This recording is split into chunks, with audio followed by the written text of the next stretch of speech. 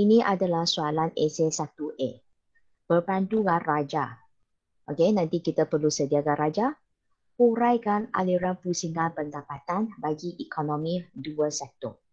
Okey, jadi untuk soalan ini, raja yang kita sediakan adalah aliran pusingan pendapatan dan ingat kita mesti tekankan ini adalah ekonomi dua sektor sahaja. Okey, jadi untuk soalan ini, yang pertama,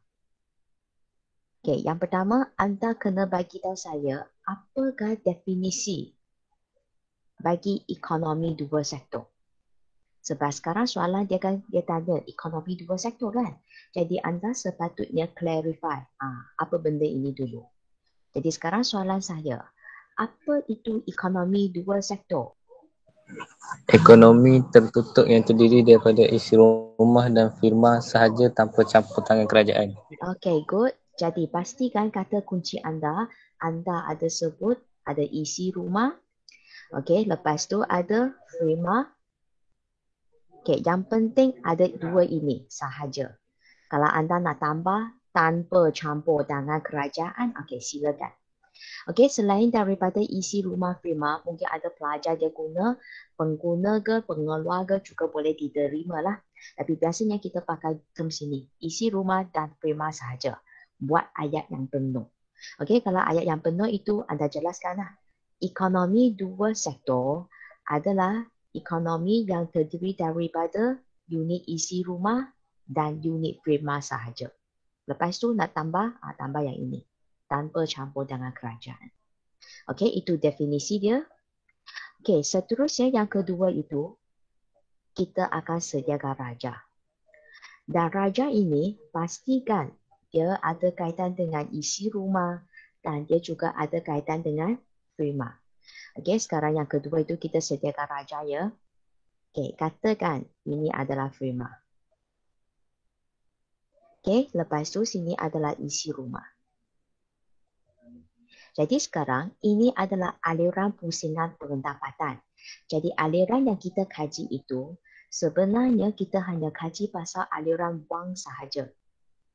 Sebab nama dia aliran pusingan pendapatan kan. Okey, untuk maklumat pelajar, sebenarnya selain daripada aliran wang, kita juga ada satu aliran lagi. Itu dikenali sebagai aliran fizikal. Okey, tetapi untuk maklumat anda, dalam sukatan anda hanya perlu fokus yang ini, aliran wang sahaja. Aliran fizikal ini kita hanya bincang secara sampingan sahaja. Okey, sekarang saya nak tanya. Firma, kita bincang pasal wang. Firma membayar kepada isi rumah. Okey, dan yang dibayar itu dikenali sebagai apa? Bayaran faktur. Okey, kita panggil itu adalah pendapatan faktor ya. Okey, jadi sekarang soalan saya. Apa yang anda faham dengan faktor ini? Faktor ialah faktor pengeluaran yang terdiri daripada tanah, modal, buruh dan usahawan. Yes, good. Nanti anda pastikan anda ada ulaskan yang itu. Bagi tahu faktor pengeluaran dia juga sama dengan sumber ekonomi. Tanah, TUMB. Tanah, usahawan, modal, buruh. Ada sebut yang ini. Jadi sekarang pendapatan itu sebenarnya dia merupakan ganjaran kan. Okey, tadi saya kata ganjaran. Apa yang anda faham dengan ganjaran? Kalau katakan tanah, apakah ganjaran bagi tanah? Sewa. Okey, bagaimana pula ganjaran bagi usahawan? Ganjaran bagi usahawan ialah untung. Okey, good, thank you. Okey, sekarang kita sambung. Bagi modal pula. Bunga. Okey, modal itu adalah bunga. Selain daripada bunga, dia juga boleh dikenali sebagai apa? Faedah. Yes, good. Ingat bunga atas modal. Faedah atas modal. Ada dua nama. Okey, bagi buruh pula. Gaji nak lupa. Okey, jadi sekarang apa yang disebut itu, contoh tadi sebut, kita ada sewa.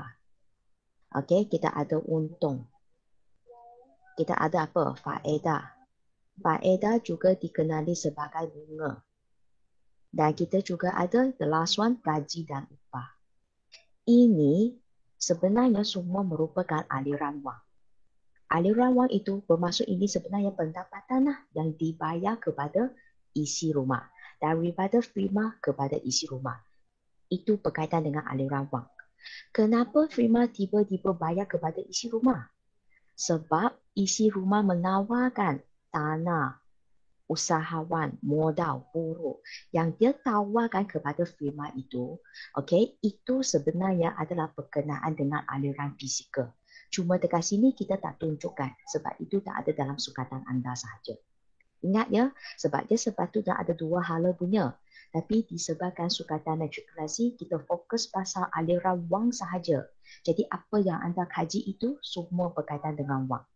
Okey, yang ini tanah usahawan modal buruh memang kita tak payah tunjuk. Tapi kita perlu ulaskan benda ini dalam huraian kita nanti. Okey, sekarang daripada apa yang anda buat ini, kan soalan dia minta anda huraikan. Okey, so bermaksud daripada raja yang anda sediakan, nanti kita kena ada huraian raja. Okey, berkaitan dengan huraian raja ini, biasanya Miss adalah galakkan anda, setiap kali apa yang anda telah buat itu, kita terus huraikan. Okey, cuba tengok yang pertama ya, huraian raja yang ini. Yang pertama ini berkaitan dengan apa? Pendapatan faktor. Kita terus bagi tahu firma membayar apa kepada isi rumah. Lepas tu cuba ulaskan ayat anda. Okey. Pendapatan faktor, firma membayar kepada isi rumah, iaitu pendapatan faktor. Di mana pendapatan faktor tu ialah tanah, untung, Pendapatan bunga. faktor, okey, kejap. Pendapatan faktor itu bukan tanah. Pendapatan dia yang ini. Faham? Faham. Sekali lagi, firma membayar Firma membayar pendapatan faktor kepada isi rumah. Di mana pendapatan faktor tu terdiri daripada sewa, untung, faedah atau bunga dan gaji. Okey, sebenarnya boleh diterima dah. Dia bagi tahu firma membayar pendapatan faktor kepada isi rumah. Okey, melalui sewa, untung, bla bla bla semua ini. Lepas tu anda boleh tambah. Kenapa firma bagi yang ini? Atas sumbangan isi rumah ataupun atas faktor-faktor pengeluaran yang disumbangkan oleh isi rumah. Misalnya, tanah usahawan modal buruh. Anda boleh sebut macam itu juga. So, bermaksud dalam huraian anda nanti, yang pertama, pastikan anda ada sebut firma, itu perkataan yang wajib ada kata kunci kamu. Firma membuat pembayaran, iaitu pendapatan faktor. Okey, lepas tu anda ada sebut kepada siapa? Isi rumah. Lepas tu mungkin anda boleh ulaskan sikit apa itu pendapatan faktor. Anda boleh bagi contoh. Okey, misalnya seperti apa? Dia ulaskanlah. Sewa, okey, lepas tu bunga ke apa? Tulis. Dan kenapa dia bagi? Okey, lepas tu anda pun beritahu atas atas sumbangan ataupun kita kata atas isi rumah yang menawarkan ataupun yang menyumbangkan pun boleh. Menawarkan faktor pengeluaran. Okey, seperti apa? So, you pun ulaskanlah nanti. Okey, so bermaksud apa yang Miss ulaskan ini adalah berdasarkan yang ini sahaja. Okey, cuma sekali lagi saya ingatkan, kita tak tekankan aliran fizikal, yang tekankan punya adalah yang ini. Pendapatan faktor. Sebab ini berkaitan dengan Y. Mesti sebut yang ini. Ini kita sebut secara sampingan sahaja untuk menyokong apa yang anda sudah nyatakan tadi itu. Okey, sekarang kita sambung ya. Fikir anda sebagai isi rumah, anda sudah ada pendapatan. Jadi, apa yang anda akan buat terhadap firma? Perbelanjaan penggunaan. Okey, yes, good. Perbelanjaan penggunaan itu dalam bahasa Inggeris dikenali sebagai apa ya? Consumption expenditure. Yes, consumption kita guna simbol C. Itulah sebab anda kena tahu bahasa Inggerisnya apa. Sebab semua simbol yang kita pakai itu kita guna simbol daripada bahasa Inggeris punya. So, C. Jadi sekarang anda cuba tengok. Okey, tengok sini dulu. Isi rumah membuat perbelanjaan penggunaan terhadap firma. Maksudnya dia bayar punya. Kan berkaitan dengan aliran wang kan? Okey, sekarang soalan saya. Kenapa isi rumah dia bayar? Apakah benda yang dia dapat daripada firma? Barang atau perkhidmatan. Yes, barang dan perkhidmatan. Dan untuk maklumat anda, barang dan perkhidmatan yang anda dapat itu sebab anda sebagai isi rumah kan, itu sebenarnya adalah yang ini, aliran fizikal. Dan aliran wang itu adalah perbelanjaan penggunaan.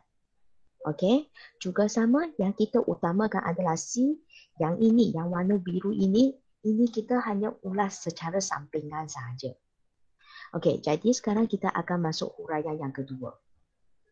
Yang berkaitan dengan C. Okey, macam mana kita nak huraikan yang ini?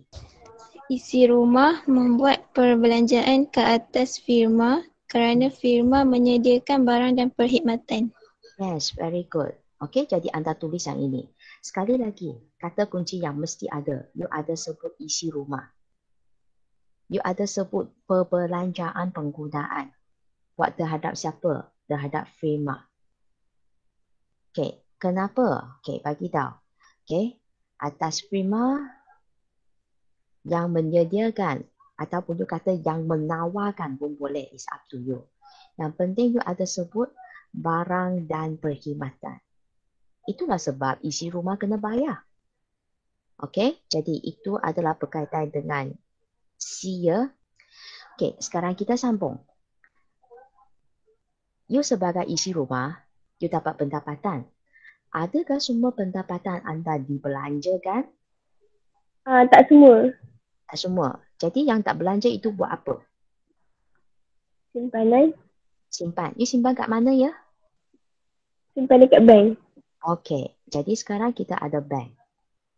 Okey, jadi kita masukkan bank. Bank itu juga boleh dikenali sebagai institusi kewangan lah. Okey, jadi sekarang anda kata ada sebahagian pendapatan yang tidak dibelanjakan akan disimpankan di bank. Yang disimpankan di bank itu, sebenarnya anda cuba tengok ini adalah aliran pusingan pendapatan. Duit itu mengalir, okey, tengok pusing balik, dia mengalir, dia pusing balik. Tetapi once duit itu mengalir keluar, ataupun kita kata wang yang mengalir keluar daripada aliran pusingan pendapatan itu, okey, dia akan jadi bocoran. Okey, dan bocoran tadi soal bagi tahu. Tabungan itu saving kan? So S. Guna bahasa English guna simbol. Okey, S ya, jangan pula anda letak T, salah ya. Saya ulang, S adalah saving. Dan sekali lagi, kenapa ada dotted line? Sebab itu adalah wang yang mengalir keluar daripada aliran pusingan pendapatan. So, bermaksud apa yang Miss nak sampaikan, kalau anda belajar ekonomi, memang kita galakkan pengguna membuat perbelanjaan. Tetapi kalau anda simpan ataupun anda buat tabungan di bank, sebenarnya itu adalah kurang bagus untuk kegiatan ekonomi negara kita. Okey, jadi sekarang ini adalah bocoran. Okey, juga sama kita akan huraikan bahagian ini. Okey, yang pertama anda perlu beritahu pendapatan yang tidak dibelanjakan digunakan untuk tujuan apa dan simpan dekat mana. Okey, dan bagi tahu dotted line ini adalah apa. Pendapatan lebihan isi rumah disimpan Yang sebagai tidak- tabung yang tidak digunakan disimpan dalam bank sebagai tabungan tabungan melalui juga bukan bocoran. Yes, tabungan juga merupakan bocoran. Jadi sekarang untuk huraian ini, pastikan anda ada sebut, dia kata, lebihan pendapatan yang tidak dibelanjakan. Tidak dibelanjakan oleh siapa? Oleh isi rumah. Okey, jadi sekarang anda akan bagi tahu dia akan simpan. Simpan di mana? Simpan di bank sebagai tabungan.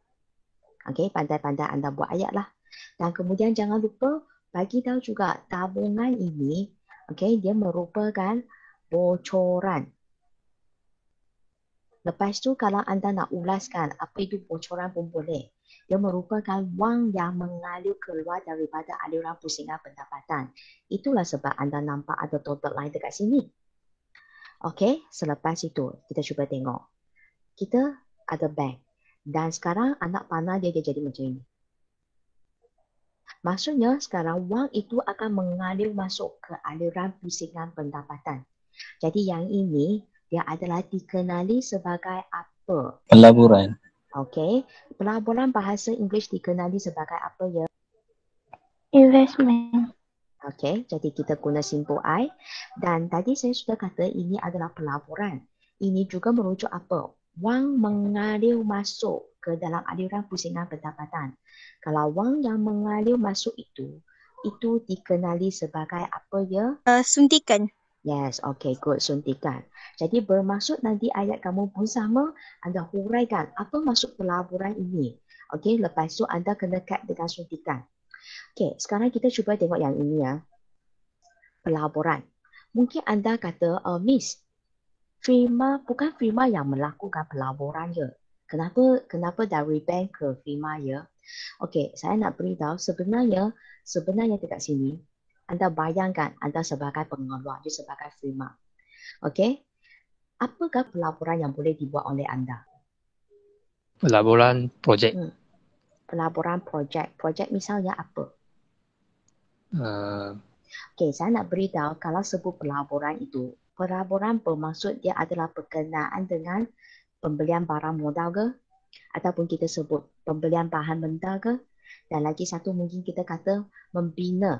Okey, membina bangunan ke ataupun kilang ke, itu sebenarnya adalah pelaburan. Anda sebagai pengeluar, anda nak beli mesin jentera, nak beli bahan mentah input semua, nak bina kilang, dia melibatkan tanah yang besar kan? You sebagai pengeluar mana ada begitu banyak duit? That's why you akan buat pinjaman daripada bank. Okey, jadi sekarang apabila anda buat pinjaman daripada bank, bank anggap itu sebenarnya merupakan salah satu pelaburan. Sebab apabila dia pinjam duit kepada anda, you sebagai firma, you akan belilah, okey, buat pelaburan seperti apa yang Miss ulaskan tadi itu. Dan nanti lepas you pinjam, you akan bayar balik kepada bank kan? You bukan saja bayar pokok dia, you kena bayar bunga sekali. Jadi itu sebab kita kata bahawa bank akan anggap itu sebagai pelaburan kepada firma. Dan firma kemudian dia akan guna dana yang dapat itu digunakan untuk tujuan pelaburan. That's why kita kata dia adalah saling berkaitan punya. Okey, jadi untuk huraian bagi sini, anda pun ulaskanlah. You bagi tahu bahawa, okey, tengok semula kita ada apa? Ada bank, ada firma, ada pelaburan. Dan jangan lupa ini berkaitan dengan suntikan. Okey, jadi anda pun bagi tahu bahawa bank, dia memberi pinjaman kalau anda nak kaitkan pun boleh, memberi pinjaman kepada firma. Okey, dan kemudian nanti firma dia akan menggunakan dana yang diperoleh tersebut untuk tujuan pelaburan. Dan untuk maklumat anda, pinjaman yang diberikan oleh bank kepada firma, bank akan anggap itu sebenarnya juga merupakan satu pelaburan kepada bank. Itu huraian yang lebih lanjut, anda boleh ulaskan. Kemudian, lastly, jangan lupa beritahu bahawa pelaburan dia juga sama dengan apa ya? Suntikan. Yes, bagi tahu dia juga adalah bersamaan dengan suntikan. Apa yang anda faham dengan suntikan? Suntikan merupakan wang yang mengalir masuk ke dalam aliran pusingan pendapatan. Yes, good. Jadi anda pun huraikan macam itulah. Okey, sekarang anda tengok semula. Okey, saya ulas sekali lagi ya. Untuk soalan esei anda, pastikan ada 3 benda ini. Yang pertama, you bagi tahu definisi ekonomi 21. Pastikan ada 2 ini. Jelaskan dalam bentuk ayat. Kemudian anda sediakan raja aliran pusingan pendapatan ini. Yang penting pastikan ada tunjuk anak panah yang ini. Hanya ada firma dengan isi rumah sahaja. Bank sebagai tambahan sebab kita nak kaji pasal tabungan dan juga pelaburan. Hanya perlu sediakan raja ini saja. Yang benda ini yang mana? Kalau tak buat arrow tu, potong markah ke? Ya, kalau anda tak ada arrow itu, raja aliran pusingan pendapatan terus salah. Tak ada markah sebab tak tunjuk anak panah ini. Okey? Faham. Terima kasih, Miss. Okey. Lagi satu, kenapa saya nak anda tunjuk anak panah? Sebab ini aliran pusingan pendapatan dan saya sudah kata, you hanya kaji pasal aliran wang sahaja. Wang berkaitan dengan pendapatan kan. Kalau anda tak tunjuk anak panah, nanti orang ingat itu berkaitan dengan aliran fizikal. Itulah sebab saya kata anak panah ini sangat penting. Okey, ingat anda hanya perlu sediakan yang ini sahaja. Yang warna biru ini boleh abaikan, tak perlu tulis. Okey, dalam raja aliran pusingan pendapatan pun. Ini semua tak payah. Tadi Miss nak explain, baru Miss tulis catat sikit saja. Itu yang kedua, raja dia. Dan sekarang yang ketiga. Okey, yang ketiga ini berkaitan dengan huraian raja. Dia tengok ada berapa aliran. 1, 2, 3, 4. Jadi pastikan huraian raja kamu ada 4 huraian. Ini huraian yang pertama bagi aliran yang pertama. Yang ini kedua. Yang ini ketiga dan ini keempat. So anda cek balik, ini berkaitan dengan Y, ini berkaitan dengan C, ini berkaitan dengan tabungan. Okay, and the last one berkaitan dengan pelaburan. Okay, jadi kita hanya ada 4 aliran, jadi huraian anda pun jadi 4 huraian sahaja. Okay, maka selesailah perbincangan kita untuk soalan esei 1 ini. Okay.